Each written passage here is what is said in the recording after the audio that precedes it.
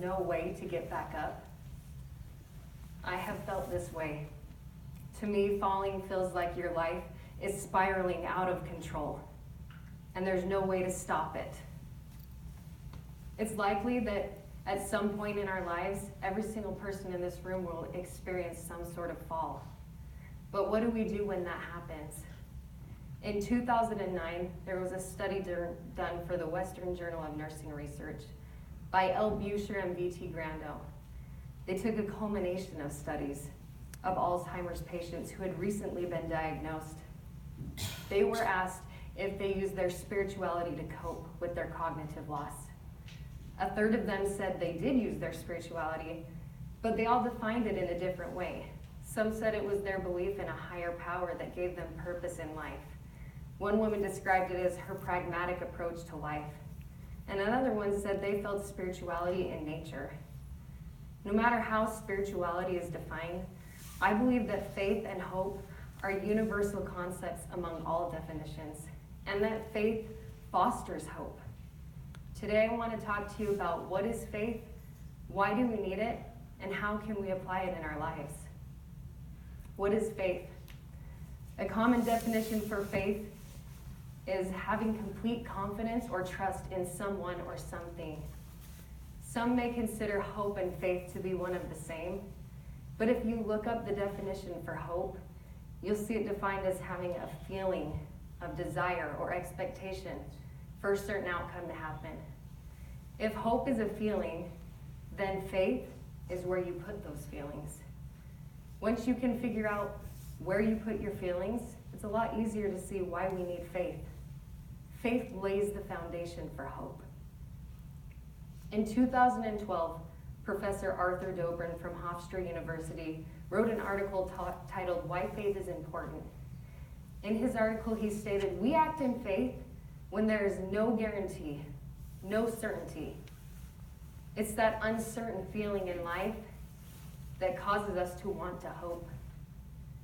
To get that hope, we have to put our faith into action.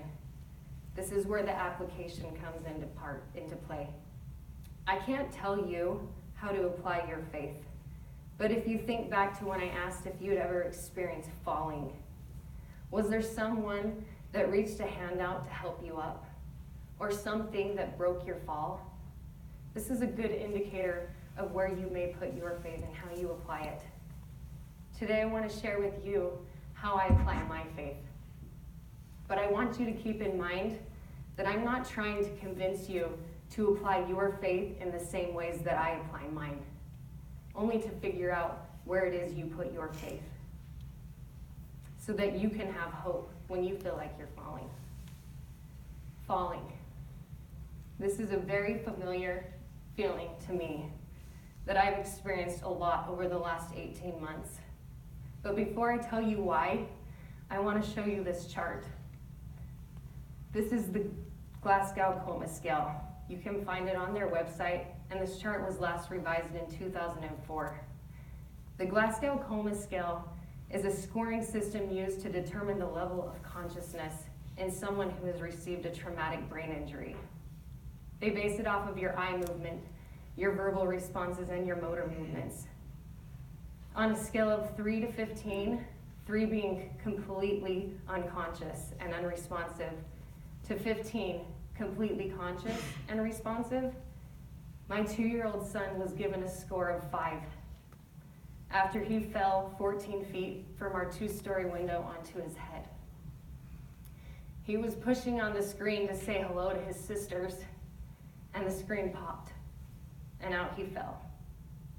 The first place that I put my faith was in the paramedic, because I believed that he knew something I didn't, and he might be able to save my son. The second place I put my faith was in God and Jesus Christ. As I sat in the front seat of that ambulance, I prayed harder than I had ever prayed before in my life. Please, don't take my son. Upon arrival at the trauma center, a CT scan confirmed that my son had received significant injuries. He crushed the front part of his skull, received an orbital fracture to his left eye, and 2 fractures near his spinal cord. But even with all of these fractures, none of them were as concerning as the bleeding on his brain. There were 2 men and dear friends from the Church of Jesus Christ of Latter-day Saints that came to be with us and comfort us. We asked them if they would give our son a special blessing of healing. We believe when a blessing like this is given, it's given with the power and authority that comes from God. The blessing was short, but in it they said, "We bless you to heal quickly." After that, they intubated my son, which means they placed a tube down his throat and placed him on a machine called a ventilator, which helped him to breathe since he was struggling to do so on his own. Then we were admitted into the pediatric intensive care unit. And as I sat there next to his hospital bed, I began to doubt the words of that blessing. How could he heal quickly? Because I was facing the facts, and the facts told me not to hope. But I believe that it was my doubt that set the stage for my faith to come into play. In 2010, John Bishop wrote an article on various models of faith for the Stanford Encyclopedia of Philosophy. In this article, he mentions the famous philosopher F.R. Tennant's views on faith.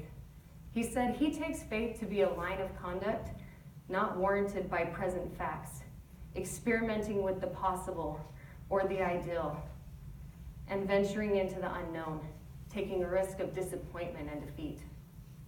I took a risk of disappointment and defeat as I made the decision to make a public post on Facebook to let everybody know what had happened and to ask for their prayers, because I thought it was possible that if everybody prayed for my son, maybe he would heal quickly. I was astounded at the response. 62 people shared my post. 458 people commented, many of which I did not know. All praying in their own different way to God, to Allah, to Buddha, to the medicine guru. People coming together for one purpose, to pray for my son to be healed. I believe that every single one of those prayers was heard, because 18 hours after my son's fall, we heard the words we had been longing to hear. Your son is going to be okay. Shortly after that, they removed his intubation tube, and as he lay there in his hospital bed with his eyes swollen shut, he said his very first word, "Mommy." After only 5 days in the hospital, we were sent home with strict instructions that for the next 6 to 12 months, we were not to do anything that risked another concussion. Although the road has been long and hard, I've never given up hope that my circumstances would continue to improve because of my faith. And even if my son had not survived, I still would have put my faith in all of the same places. I hope, as we have talked about what faith is, why we need it, and how we can apply it in our lives, that you have figured out where you can put yours so that you have hope when you feel like you're falling. In 1952, in the book Mere Christianity, C.S. Lewis wrote, "Faith is the art of holding on to things your reason once accepted, in spite of your changing moods." Hold on to where you put your faith, and you will never be left hopeless, because faith fosters hope.